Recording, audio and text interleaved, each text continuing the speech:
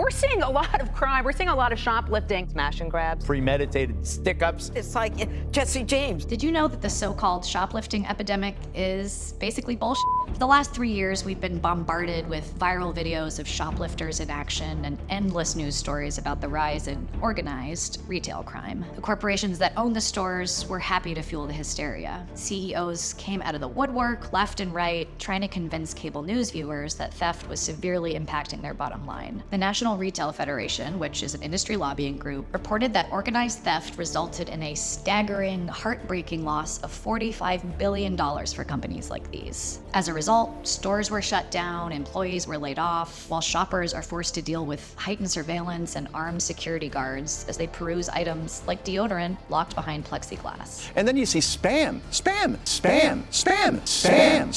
being locked up at this point. No wonder I can't get my spam. Well, that's the problem. All of this is happening because a massive wave of organized shoplifting has left these retailers really struggling to survive, right? Well, brace yourselves, because those corporate CEOs were actually lying to you. That's right.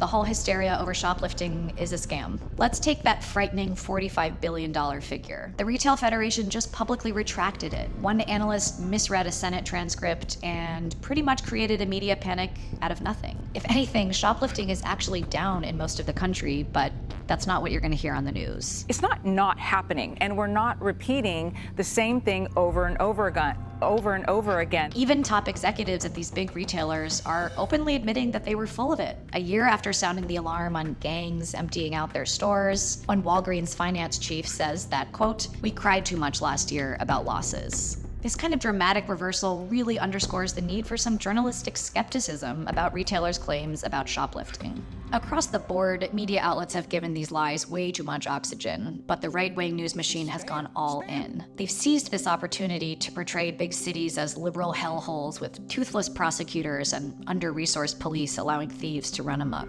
To fight the real problem, you need a ton of cops. The crime panic might be manufactured, but the consequences are real. Across the country, tough-on-crime politicians are enacting policies like bans on ski masks and harsher sentences for shoplifting. Policies that won't solve anything and will disproportionately impact Black and brown people. At least 9 states have passed anti-shoplifting legislation, and Congress is looking to do the same nationally. The Combating Organized Retail Crime Act is a bipartisan bill introduced last year that would bring about way tougher penalties for shoplifting and make it easier to prosecute as a federal crime. If you can't change the law, you can always try throwing money and cops at a problem and hoping that it goes away. In California, Governor Gavin Newsom has pledged to spend $267 million on his Real Public Safety Plan, which is just handing out tens of millions of dollars to police departments across the state. Honestly, cops are salivating at the opportunities presented by the shoplifting scam. They get real money to fight a fake crime wave, and then they use it to fund new surveillance equipment and training and creepy new tactics to nail alleged thieves.